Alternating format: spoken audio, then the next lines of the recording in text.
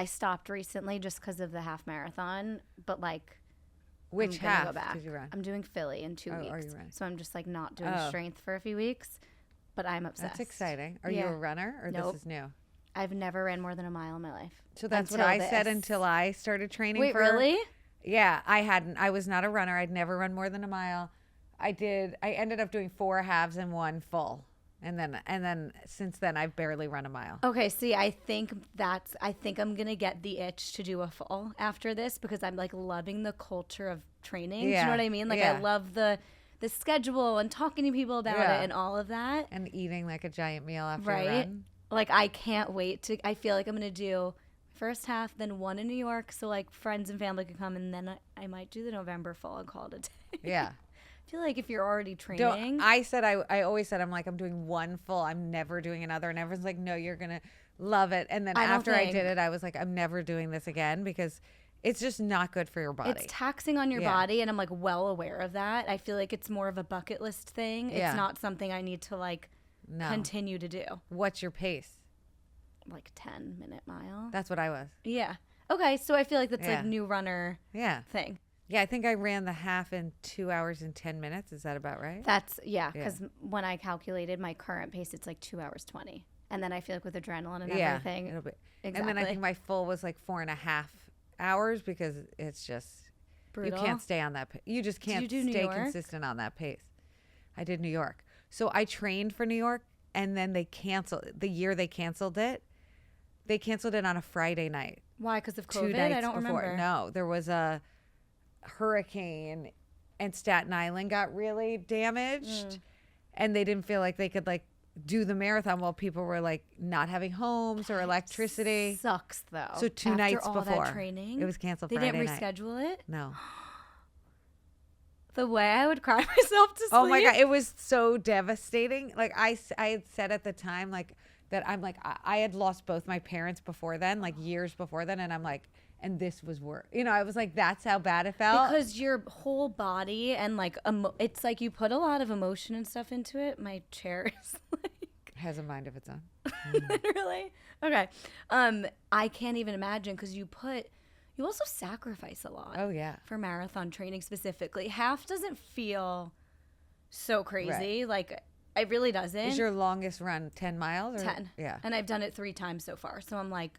In 2 weeks, I can run another 3 with the adrenaline and everything, like easy. Definitely. I think I'm doing 12 this weekend, and like that's it. Oh, I wouldn't even do that. No, just say fuck it. Do you really need a long one again? That's what my plan says. All right. I think it's like so you're doing 12. I don't think you need longer than 11. Well, it's a 120-minute run, so it's probably a little under 12 with my pace, but we'll see. And this is your last long run, right? Maybe I'll do 11. We'll see. I don't know. It's 80 degrees tomorrow, so now I'm like, maybe I'll just do it Sunday. Yeah. Wait, so I need to talk to you about this, though. As everyone or most people listening know, I am like a workout class connoisseur. Like for literally 8 years, I've been trying every single class. Now with this running journey, I'm doing less classes, but like for the longest time, I was just obsessed with trying every single class. I reviewed them on YouTube, TikTok, all the things. So to say that SLT is not only my favorite, I don't like saying Pilates because we'll get into that. It's not. But like in all of the Pilates classes I've ever taken, SLT is my favorite. And of all the workout classes I've ever taken, SLT is like top 2, which is saying a lot. What's the other one? It's a new one. I've been loving Army, which is totally different. That's why I say like workout classes in general. That's like my favorite HIIT class. But yours is my favorite low impact of all of them. I'd love to hear it. Yeah. And like I go through phases where like I liked PVOL for a little. I love the class, but like SLT is the one, you know, when you just have that one that you always go back to. Yes. And like when someone says, what's your rec? Like that's always the one. Yeah. I just find that SLT specifically of all of the like Megaformer classes, it's almost like you don't try too hard. You're not doing the most with like there's another class. Can I name? Do you care? Okay. Like solid core. It's like so aggressive that it's like, whoa, it like hurts my body. Yeah.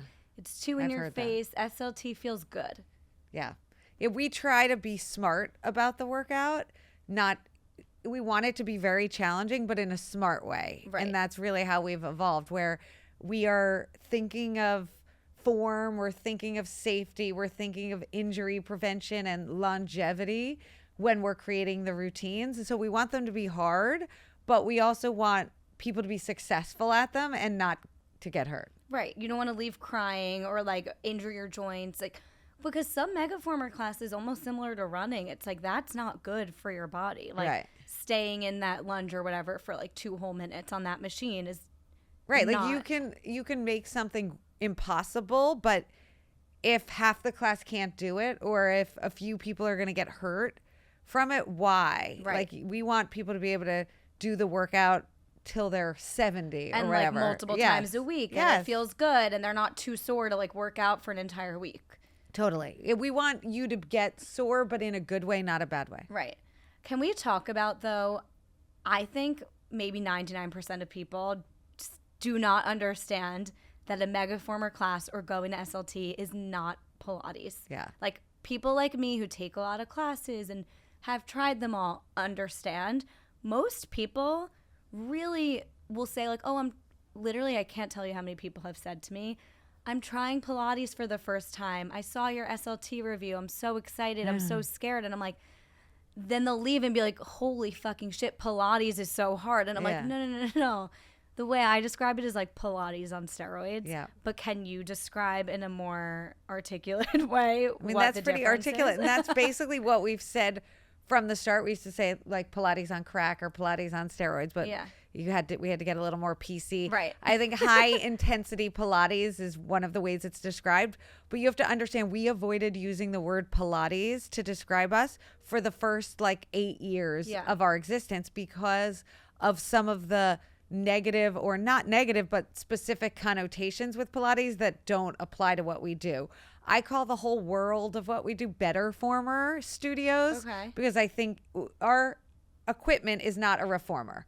Traditional Pilates is done on a reformer, and traditional Pilates was started for rehab purposes, where people had back pain and they're trying to strengthen their back. And to strengthen your back, you have to strengthen your core to protect your back.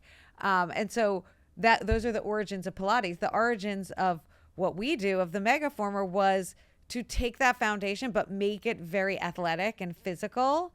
And so that's the world of better former. So we also used to say, when this was a common way to describe things, if cardio strength training and Pilates had a baby, it would be SLT. Totally. So, people used to say that about businesses. It's hard because like the machines look similar. If you look from an outsider at a Pilates reformer studio and SLT, you would be like, oh, that's the same class. So I think that's why people get confused, is like they'll watch videos of all these different classes and it looks the same, but it's almost not until you feel the difference and the resistance and the weight do you realize that they're entirely different classes. Yes. So are you a Pilates girl at all? Do you mix that in? No. Okay, why? My sort of origin story for SLT is that I was actually a bar client at that time, because before SLT existed, the only boutique studios that really existed were bar and spin.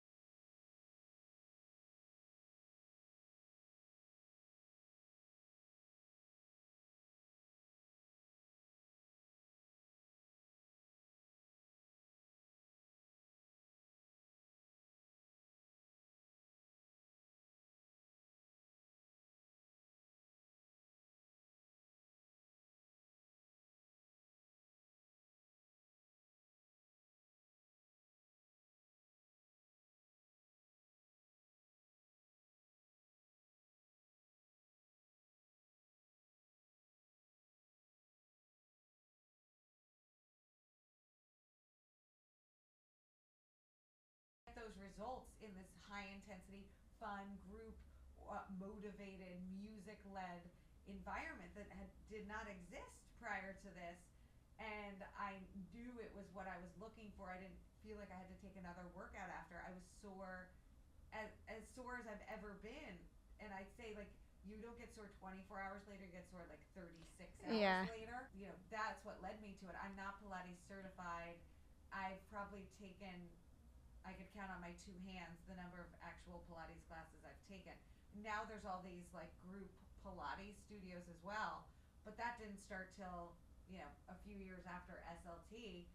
But yeah, Pilates doesn't do it for me. I need that, like, more of the cardio that comes with what we do. And the intensity. Yeah. And to feel like, okay, I got in this low impact workout, but I also feel like I just killed my body in a positive way. Yeah, where you get Not depleting it. Yeah. Fatigue, but like not depleting mentally. Yeah. And it's interesting that you said, like, I kind of feel like results is almost like a dirty word now. And it's like no one wants to admit that they're working out for aesthetics. And it's like, I'll admit I'm doing it for both.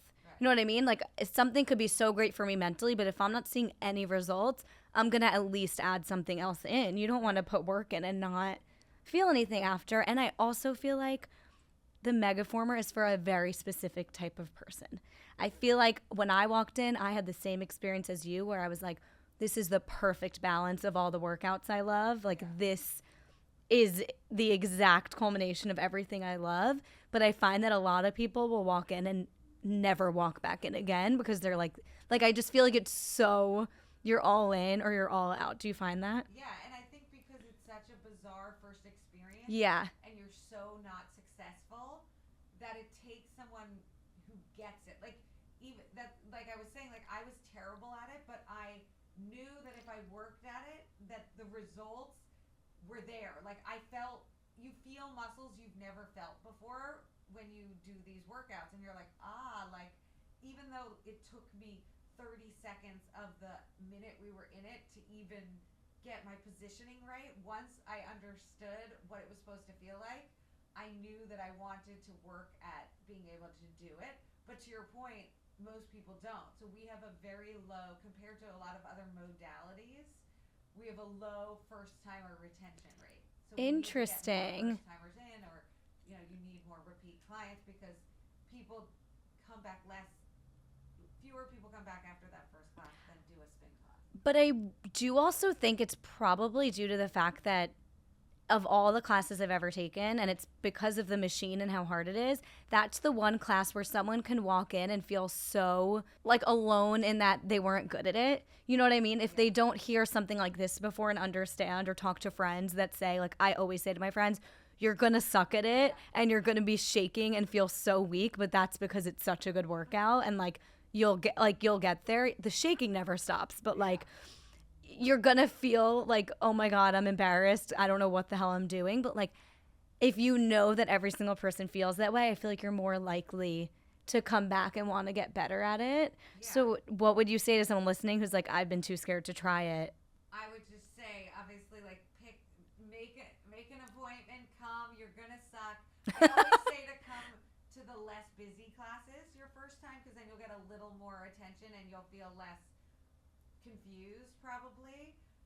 But someone has to be humble. You have to be like forgiving to yourself and not judge yourself. And I think people are worried everybody's looking at them, but nobody is looking at them. You are looking at your own machine. Everybody's worried about their own stability and focused on how they look. They're not looking in the mirror at you. And so you just have to be not self-conscious and not judgmental of yourself.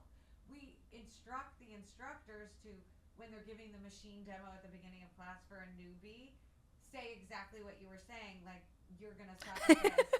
Don't worry. Don't judge. Yeah. Don't worry. You'll get if you like it, you'll keep coming back and you'll get the hang of it. It takes everybody like 4 classes to really get the hang of it.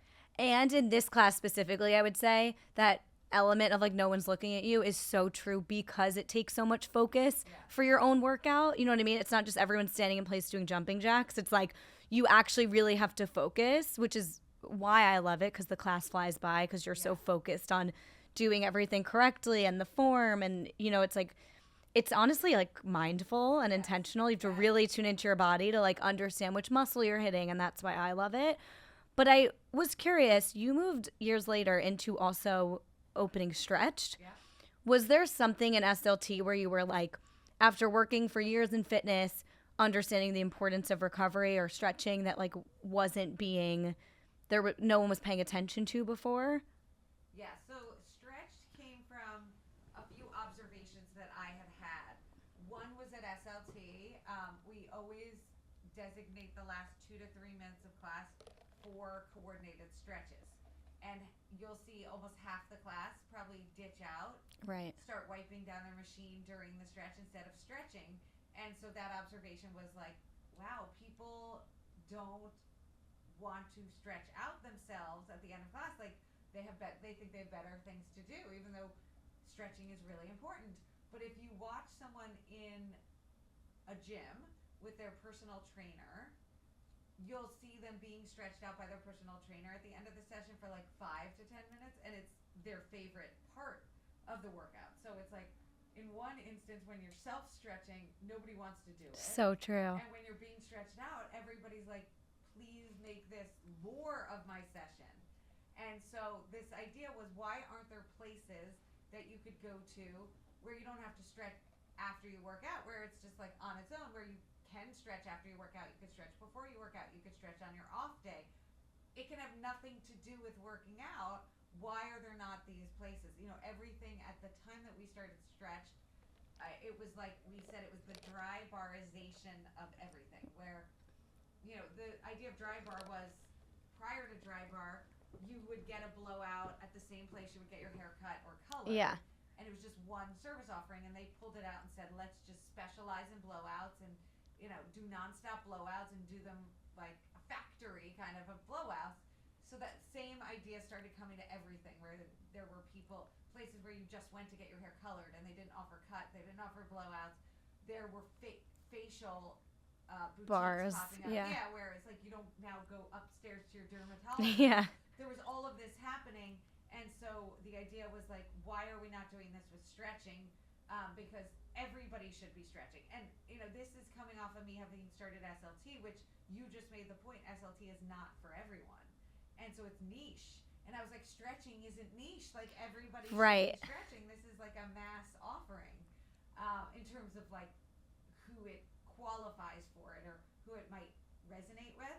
So that's where the idea for Stretch came from. And I'm very proud of Stretched.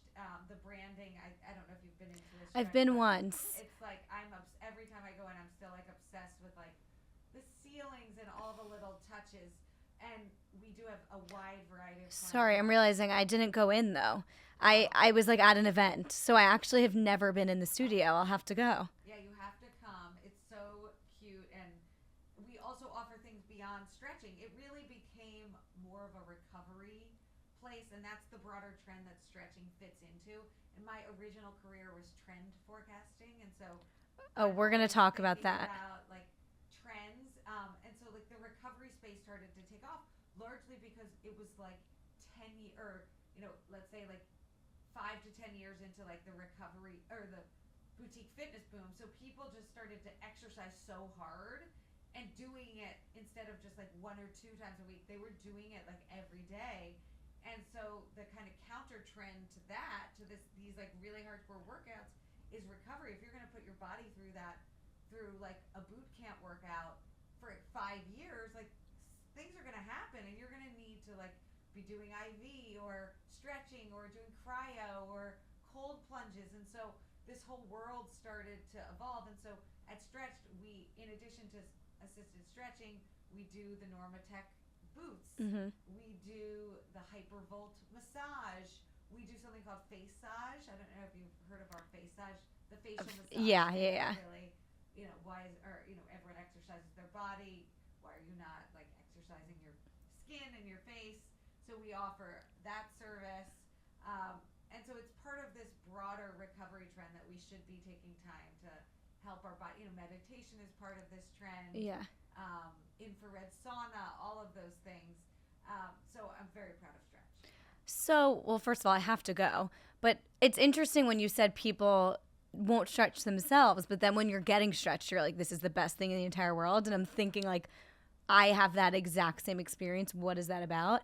I think there's something about laying like a dead fish and having someone do it for you that feels, it's almost like a massage. It's like relaxing, even though it can hurt. It like hurts so good, and you don't have to think. Like after you finally do the workout, you get the thing done, who wants to think about stretching and have to sit there in silence and whatever? But having someone do it for you, you literally just get to lay there, and it's kind of amazing. But I'm going to ask a question that might seem so obvious, but I'm curious. I feel like this might motivate more of us to stretch more, and I don't think it's ever really explained. Everyone just says, like, you need to stretch. Stretching's so important. Why is stretching something that everyone needs to do? Why is stretching so important? Like, actually. Yeah. Well, and I think, honestly, all of this stuff is even debated. So it's a good question. But there's a few important benefits of stretching. One is injury prevention. If you are more limber, your movements will come more naturally and you are less likely to get hurt. And as we get older, I mean, you're super young. I'm at the age where I'm reading Outlive and all the books about longevity. Like, being limber or there's another word that'll come to me. There's the word pliable. There's all these words.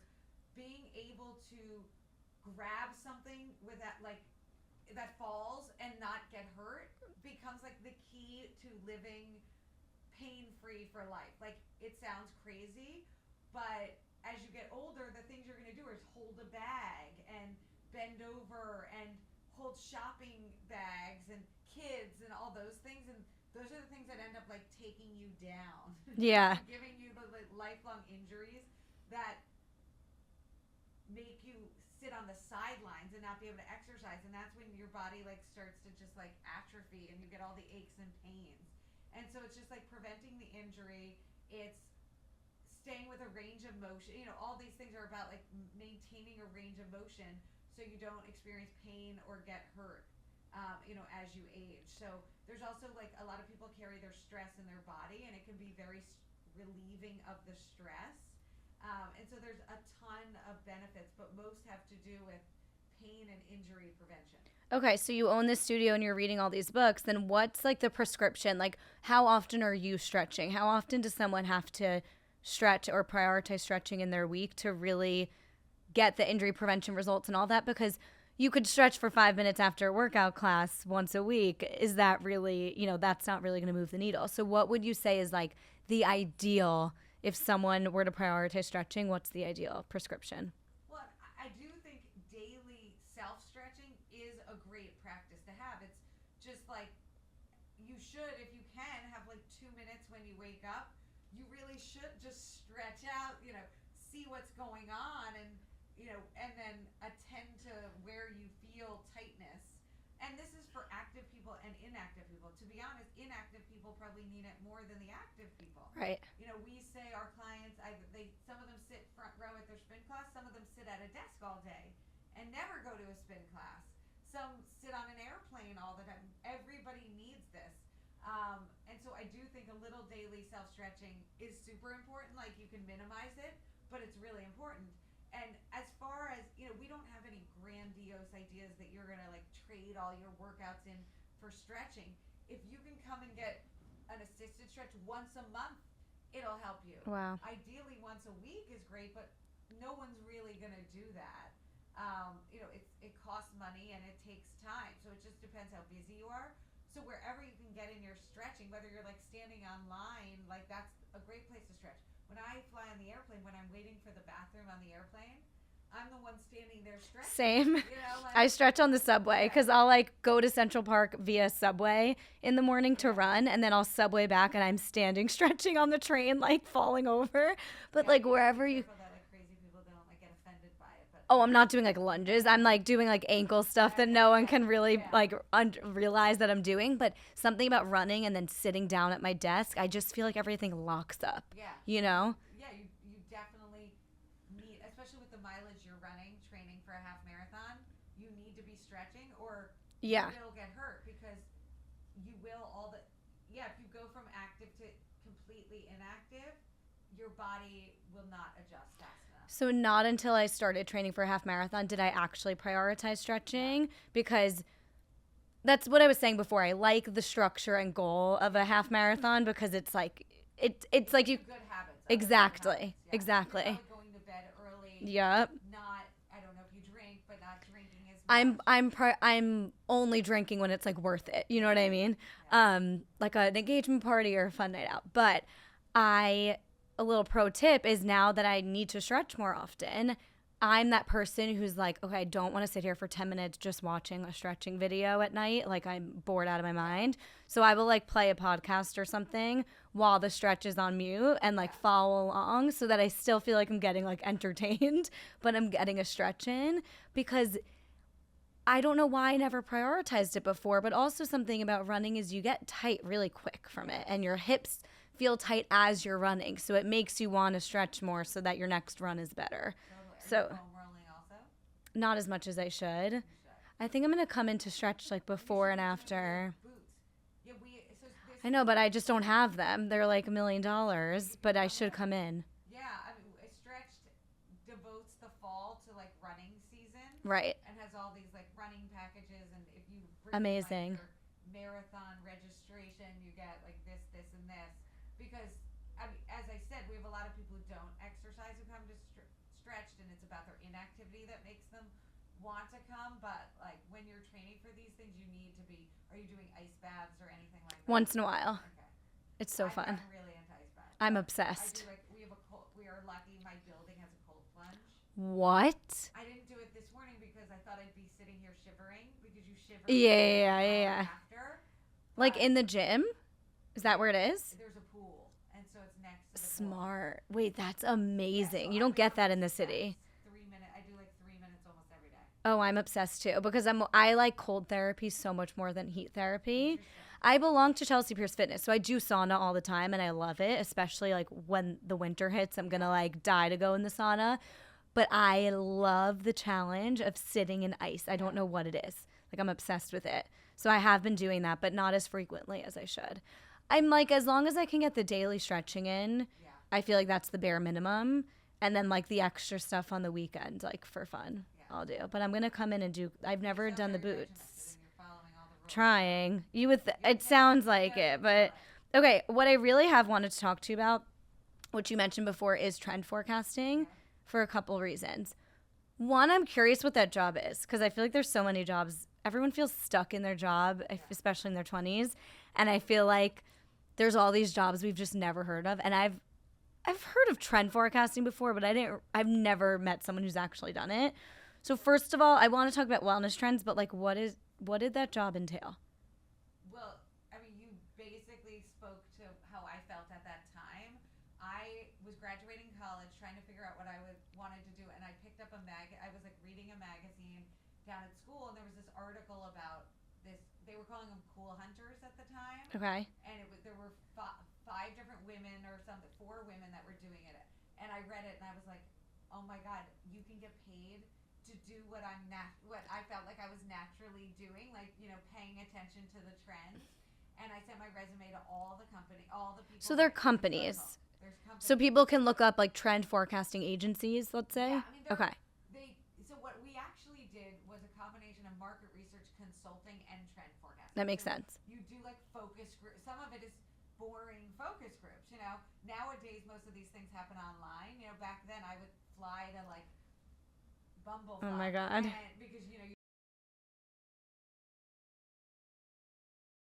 do focus groups in like a sterile room, which still happen a little bit, but not as much.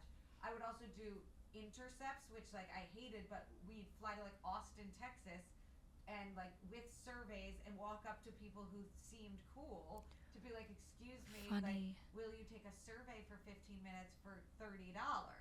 Like, those are, it's not as glamorous. Some of it's not as glamorous as you think it is, because you're actually trying to find and talk to the cool people. And then some of it is more glamorous, where you're talking to the tech founders in New York City via like a cocktail party, right? And asking them, you know, so really what it entailed was figuring out like who are the mainstream and who are those people that are ahead of the mainstream, and talking to them in a variety of ways, and then culling the information and pulling out what we called macro trends and micro trends. So the macro trends are the bigger societal shifts in the way people are thinking and behaving.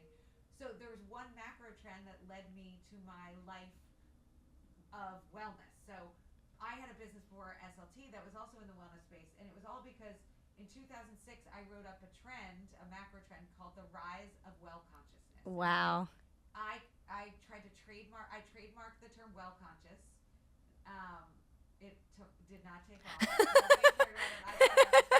Yeah. Everyone was going to start using this term. But I wrote a trend called the rise of well consciousness, and it was in 2006 where people really started to think preventative about their health.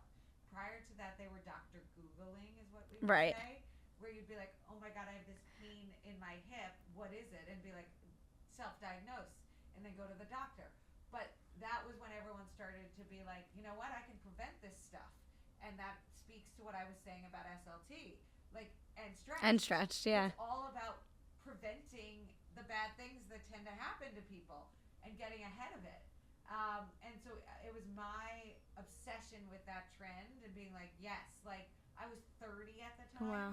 And I used to be obsessed with, restaurant openings and sample sales and things like that. And all of a sudden I noticed it for myself, where I was like seeing a nutritionist, not because I was overweight, but because I wanted to know what I should be eating. And I was caring about what ingredients were in beauty products. And this was a new phenomenon. And so, I took that like cool hunting insight, that like people are, and like turned it into the rest of my career. But my former boss like still does it. She has a company called Trendera. Wow. And we put out these trend reports. Ours at the time was called the Cassandra Report. And Cassandra was a Greek goddess that had the power to see the future, but she was cursed with no one believing her. Like she would say what was coming and everyone would just disregard it. So, but all this stuff still exists, and I actually try to get I have private equity partners in SLT, and at their conference every year they bring in a cool hunter, and lately they're talking about AI, and like they're not talking about like the fashion trends. They're more, although there are people that do the fashion trend hunting, but a lot of these are more like tech focused and like how are we. But also AI applies to every single industry coming up. So I feel like every person, right. We should all, instead of, I still Google, but I shouldn't be. I should be on like ChatGPT. Yeah. It's so I'm crazy. So old school. But what's wild to me is I was going to ask, is there a trend where you like hit it and you were like, wow, I can't believe that actually blew up, but like it's your entire career. It's wellness. Yeah. That's so crazy that back then it really wasn't a thing. Yeah. I feel like it's blown up over the past like 10 years. Yeah. And even every year it gets more of a thing, like clean beauty, non-toxic living. Like it just keeps getting more and more niche or broad, honestly. Like even fashion's now like sustainable. Like it's just getting so big. The joke, being vegan back then was you were crazy. You were like, and now it's like being vegan. There are vegan restaurants. I saw there's a vegan grocery store. Yeah, but now it's turning around where people are like, vegan's actually not healthy. You need like good protein from meat. And so that's another thing I want to ask you is there anything that was like used to be a trend in wellness or fitness that you're like, no, or just like busting a myth, like that's actually not good for you? It was branded and marketed as gluten-free. I think right. Gluten-free, unless you have a gluten allergy, unless you've been diagnosed with a gluten allergy, or like you just know what happens to your stomach when you eat gluten, there is no reason to eat gluten-free. Like people will serve gluten-free desserts, and I'm like, why? Like gross. Yeah. Gross. It tastes gross. The ingredients are not better for you, and unless you need it, you should not be. I don't think gluten-free. Well, I also find that because it's very different now, but my brother was gluten-free, which he still has to be now because he's celiac. But like when we were in like middle school or high school or something, he was eating all, looking back, processed food, like gluten-free pretzels and gluten-free this and gluten-free that. Now there's a lot of things that they just like don't include gluten, but it's still whole foods. But it used to be just all frozen, processed, everything that you would eat, and that's not healthy by any means. Totally. Well, and to your point, like, is tofu better than right? Than salmon? No. Right. But honestly, if you asked me 10 years ago, I'd be like, yeah, tofu's the healthy option because it's vegan, but that's actually not. No, the hormones. Once someone told me about how it messes with your hormones, and I used to eat a lot of tofu. How does it mess with your hormones? Oh, it's like estrogen. It gives Really? you like extra estrogen, and it's So people who are using it, like eating it every single day, that can really affect you. Has the good and bad. Like you have to understand the bad, right? When you take on any of these diets. Yeah. Okay. Is there anything fitness-wise, like we were talking about how some Megaformer classes can actually be bad for your body? Are there any fitness trends where you're like, do not do that? I'm trying, like, or they give you like. Right now, there's not that many trends. Like fitness is in an interesting place. It is. Not that much new in fitness. What happened during COVID was a lot of workouts were taken home. Like they were taken out of the studio, out of the gym, and brought to home. So people are still doing those workouts at home. And then the other thing that happened is like certain things that require equipment that you can't really have at home, either because of price or space. Those workouts thrived, which is why you see so many Pilates-ish workouts. Right. Because it's the one workout people couldn't bring home during the pandemic. So we're thriving. You know, the whole category is thriving. Really? You would say thriving now? We're at a point where it's like the Pilates back workouts are thriving. Amazing. Yes. Okay. Yes. And the other phenomenon that happened is I think it was so high, everything was high impact before COVID.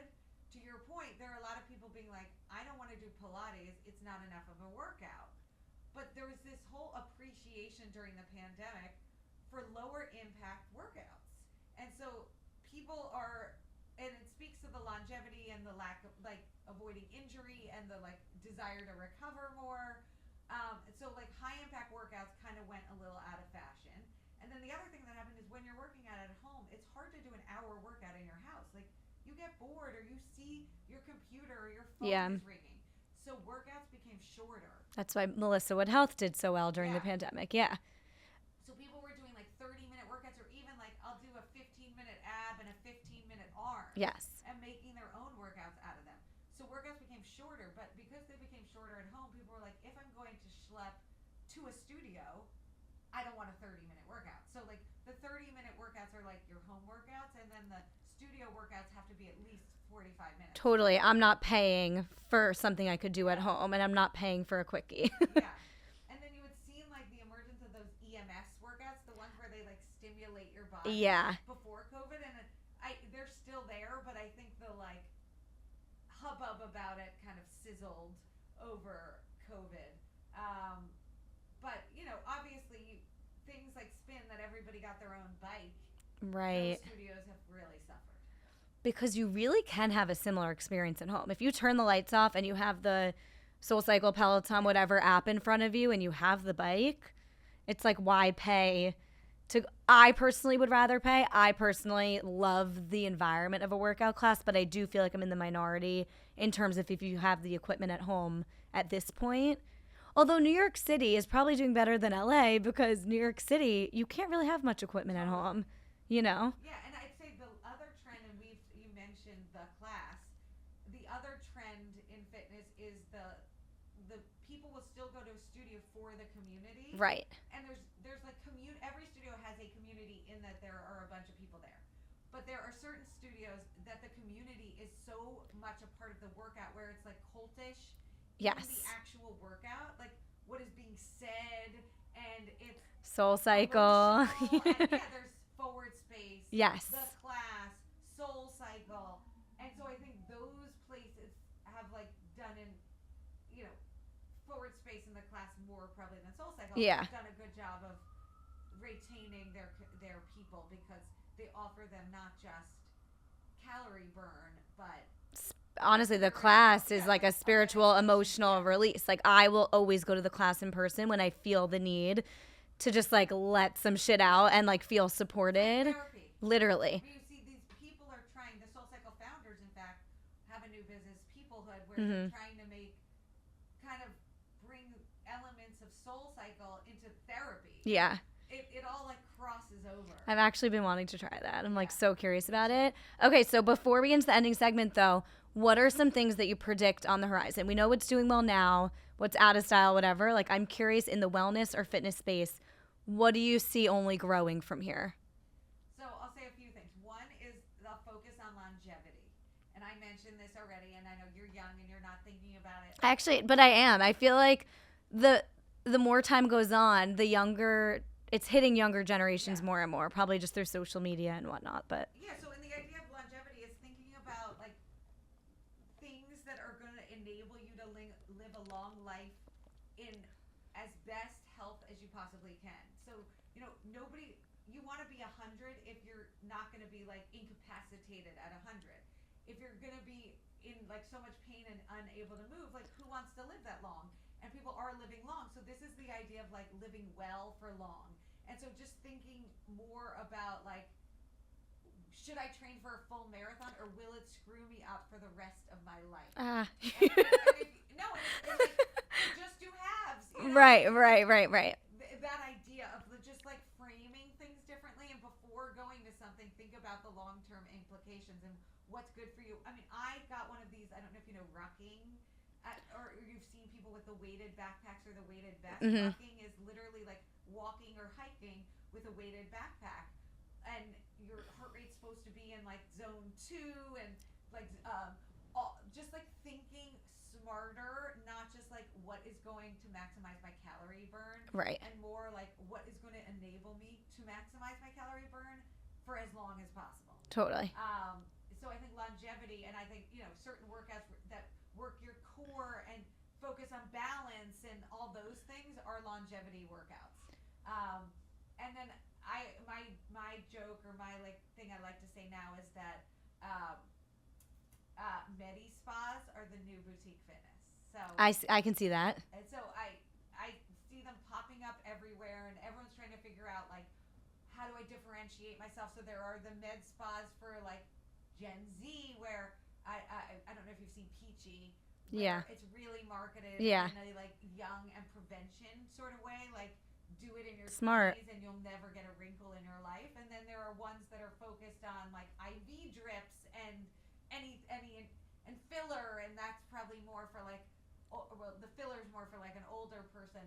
But there's just this movement towards like, you know, looking young, you know, never getting old, kind of. Oh yeah. Or never looking like you're old. So the med spa, I just think is on the rise. And then I think recovery is just going to continue and will evolve, and even more like water therapy. I'm actually on the board of a company that is going to start opening these hot springs. Okay. Businesses, where it's usually a hot spring is naturally occurring, so you only find them in Colorado. Mm-hmm. But these will be unnaturally occurring hot springs. And they're going to be open in a city near you very soon. And this idea of water therapy, that like you can be in a pool with different minerals and it can help you sleep, or like in a cold plunge and it can help with you not getting sick. Yeah. All those things, just like the power of water. Oh, it's so exciting to me. Like I'm obsessed with wellness, so hearing that there's like new things on the horizon, I just want to try it all. Yeah, but as I said, I don't think there's that much new in fitness. It's kind of No, you're right. This is boring right now. You're right, because it all stayed online. It really did, because it did so well, and it's continuing to do well, especially with like anyone who doesn't live in a city. Yeah. They now have access to all of this like boutique fitness, which is great, but there's not. I think people are scared to open new fitness studios in a city after COVID, to be honest, because like Mind Body, what was it called? Not Mind Body Green. Mind Body Project. Yeah. I loved that studio. Yeah. I mean, that studio is gorgeous, and I love Gorgeous. Yeah. Chris was on the podcast. I love It made me so upset, but I'm like, damn, like people are now going to be scared to try something new post COVID. Well, I think the key with starting a new fitness studio is it something you can't get at home or elsewhere? Like Needs to be a machine or something. A piece of equipment. I mean, you see these like climbing places are open Right. because like who has a climber? I mean, your ceiling height for a climber needs to be, I don't know. You know, I think it's about like specialization and like, can you be something that nobody else can be? Yeah, like Rumble, you can't do the boxing and everything at home, really. You could, but you're probably not. Okay. Also, like pregnancy, I'm in my late 20s, so like I just had a best friend who had a baby, and she was like, my doctor said I recovered from my C-section so well because my core is strengthened. So it's like people used to brag like about how long their labor took. Like my clients did, they'd be like, "Oh, it took me 15 minutes." Oh my God. Because of my core, and then I went and had babies, and it didn't take me 15 minutes. I'm like, "What's wrong with me?" Oh, that's so sad. Okay, let's get into ending segment fun facts and favorites. Okay. It's like a rapid fire. Okay. Top self-care tip. Sleep. What's your favorite way to move? Megaformer? Megaformer. Are you more of a book reader or podcast listener? Book reader. Okay, book recommendation. My favorite, like just for fun, read is The Light We Lost. Obsessed. Okay. And then there's a business book I love, The $1 Trillion Coach. Oh, I haven't heard of that one. I like highlighted every page. Oh, really? For like entrepreneurship? Like leadership, entrepreneurship, Amazing. Okay. Wellness product you can't live without right now. Aquaphor. Always. Same. Always Okay. on my lips. Where can the people find you? Shout out the new SLT studio. Yeah, so we're opening a new SLT in NoHo. Come if you're in the area. And I can be found at Amanda Hope Freeman on Instagram is where I'm most active. And SLT NYC is SLT. Stretch